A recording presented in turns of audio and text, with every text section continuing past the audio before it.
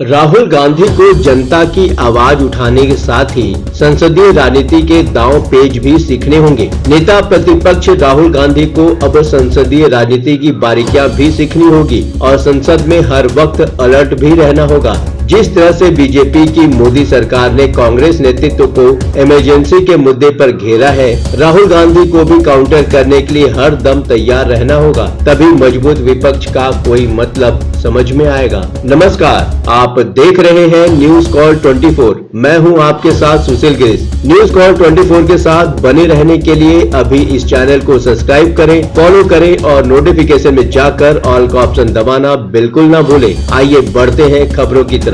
20 साल तक सड़क की राजनीति के बाद राहुल गांधी संसद में विपक्ष के नेता बने हैं। 2004 में राहुल गांधी पहली बार अमेठी सीट से लोकसभा पहुंचे।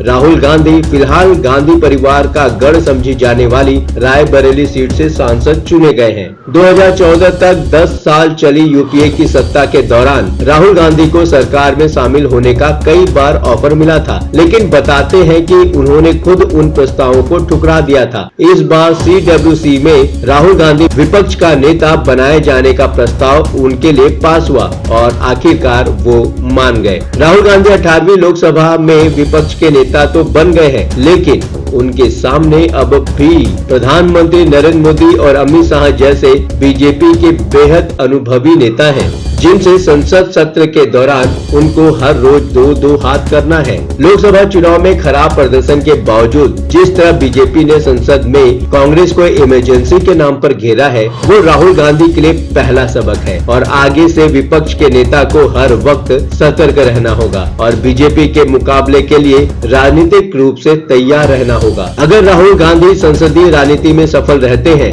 तो मानकर चलना चाहिए कांग्रेस को भीतर और बाहर यानी विपक्षी खेमे में भी उनका दबदबा बढ़ सकता है। प्रथम ग्रासे इमरजेंसी पर मौन और निंदा, अर्थात राजनीति में शतरंज की तरह चाल चलनी होती है। ये ध्यान भी रखना होता है कि राजनीति विरोधी की चाल को कैसे पहले काउंटर और आखिरकार न्यूट्रलाइज करना है और उसके आगे की हर संभावित राजनीति स्थिति से मुकाबले के लिए पहले से ही प्लान तैयार करना होता है। सबसे बड़ी बात यह है कि ये सब करने के लिए बहुत मौका नहीं होता। तत्काल प्रभाव से मौके पर ही फैसला लेना होता है। घर से नोट ले जाकर संसद में भाषण देने और तात्कालिक परिस्थितियों में राजनीतिक कदम बढ़ाने में बहुत फर्क होता है। राहुल गांधी को अब ये सब अच्छी तरह से समझ लेना चाहिए। जिस तरह स्पीकर चुने जाने के फौरन बाद ओम बिरला ने संसद में एनडीए सांसदों से मौन रखवा दिया और इमरजेंसी की विस्तार से निंदा की, राहुल गांधी के लिए इंटेलिजेंस इनपुट की तरह है, जो साफ साफ दिखाई पड़ रहा है कि ऐसी चीजों को डिकोड करने की भी जरूरत नहीं होती। जिस तरह राष्ट्रपति के अभिभाषण में भी ये मुद्दा शामिल किया गया, वो भी तब जबकि लोग इमरजेंसी के बाद आई जनता पार्टी की सरकार को हटा देने के बावजूद फिर से सत्ता इंदिरा गांधी को सौंप दी थी। अब करीब 50 साल बाद उसकी कितनी अहमियत रह जाती है, ये तो समझने और समझाने वालों पर ही निर्भर करता है। जब ऑपरेशन ब्लू स्टार के बाद भी पंजाब में कांग्रेस सत्ता में आ जाती है तो ऐसे मुद्दे पर डरने की कोई जरूरत नहीं है। बीजेपी कांग्रेस को कटघरे में खड़ा करने के लिए ऐसे मुद्दे तो उठाएगी ही। ये तो राहुल गांधी को ही आगे बढ़कर राजनीतिक रूप से दुरुस्त जवाब देना होगा। बीजेपी को तो राजनीतिक चाल चलने से कांग्रेस रोक नहीं सकती, लेकिन कमजोर जगहों पर हमलावर तो रहना ही होगा। सोनिया गांधी 2020 के दिल्ली दंगों का मुद्दा जोशों से उठाती हैं। कांग्रेस नेता के साथ राष्ट्रपति भवन तक मार्च करती हैं, लेकिन जैसे ही बीजेपी के नेता मीडिया के सामने आकर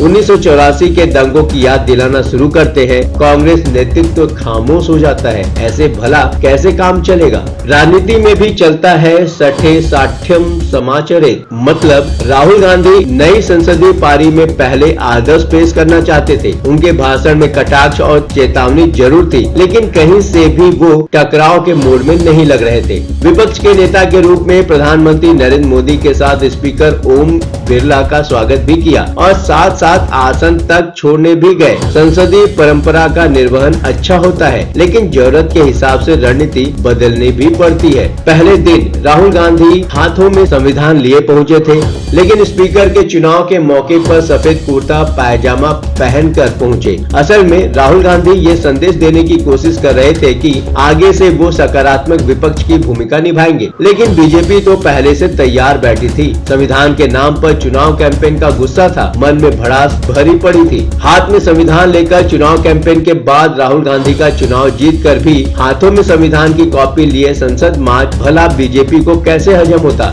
राजनीति तो ऐसी ही होती है और इस लिहाज से बीजेपी ने वही किया जो राजनीति में करना उसे ठीक लगा। हक भी बनता है। राहुल गांधी और इंडिया गठबंधन के साथी सांसद बस शोर मचाकर विरोध जताते रह गए, लेकिन सवाल ये है कि क्या राहुल गांधी या विपक्षी सांसदों के पास विरोध का कोई मौका नहीं था? क्या राहुल गांधी या विपक्ष के किसी भी सदस्य को पप्पू यादव का चेहरा नहीं नजर आया? पप्पू यादव नीट एग्जाम में हुई गड़बड़ी के विरोध में ऐसी टी शर्ट पहनकर संसद पहुंचे थे जिस पर लिखा था #ReNeet। मानते हैं कि मौन और इमरजेंसी की निंदा करने के फौरन बाद ओम बिरला ने लोकसभा स्थगित कर दी, लेकिन क्या इमरजेंसी के विरोध की जगह नीट को लेकर आवाज उठाई गई होती तो बीजेपी बेअसर रह जाती? ऐसा हो नहीं सकता था और ये काम तो अगले दिन भी किया जा सकता था। फिर तो बीजेपी सरकार को भी राष्ट्रपति के अभिभाषण में इमरजेंसी की चर्चा करने से पहले कई बार सोचना पड़ता।